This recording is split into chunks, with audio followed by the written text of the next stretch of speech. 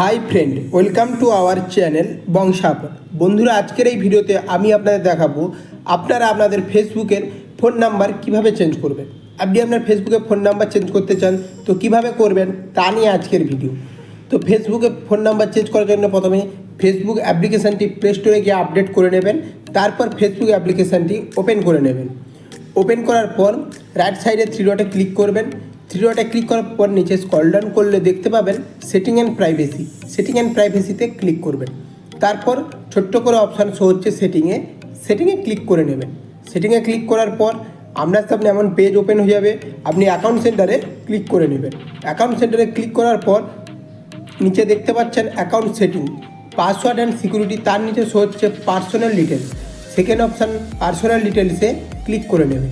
তারপর দেখতে পাচ্ছেন কন্ট্যাক্ট ইনফো, এখানে আমার একটি মোবাইল নাম্বার অ্যাড আছে। এই কন্ট্যাক্ট ইনফোতে ক্লিক করে নেবেন। দেখতে পাচ্ছেন আমার একটা মোবাইল নাম্বার অ্যাড আছে। তার নিচে অপশান শো করছে অ্যাড নিউ কন্ট্যাক্ট।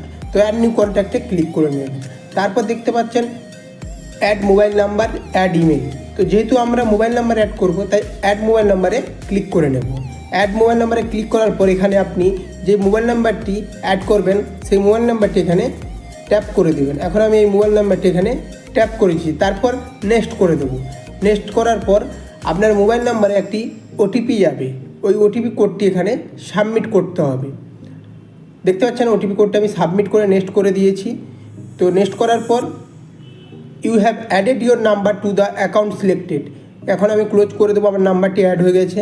ক্লোজে ক্লিক করে দিই। দেখতে পাচ্ছেন আমার মোবাইল নাম্বারটি অ্যাড হয়ে গিয়েছে। এমন করে আপনি আমার মোবাইল নাম্বারটি অ্যাড করতে পারবেন।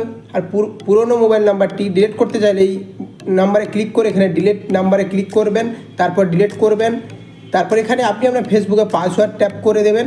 তারপর কন্টিনিউতে ক্লিক করলে আপনার পুরনো নাম্বারটি ডিলিট হয়ে যাবে। যেহেতু আমি নাম্বারটি এখানে রাখবো তাই আমি এখন ডিলিট করছি না। আপনারা এইভাবে আপনার পুরনো নাম্বারটিকে ডিলিট করতে পারবেন খুব সহজেই। বন্ধুরা, এইভাবে আপনি আপনার যে কোনো ফেসবুকের পাসওয়ার্ড চেঞ্জ করার আগে মোবাইল নাম্বারটি অ্যাড করে নেবেন। এমন করে আপনি আপনার মোবাইল নাম্বার চেঞ্জ করতে পারবেন। বন্ধুরা, আজকের এই ভিডিওটি ভালো লাগলে অতি অবশ্যই লাইক করবেন, চ্যানেলটি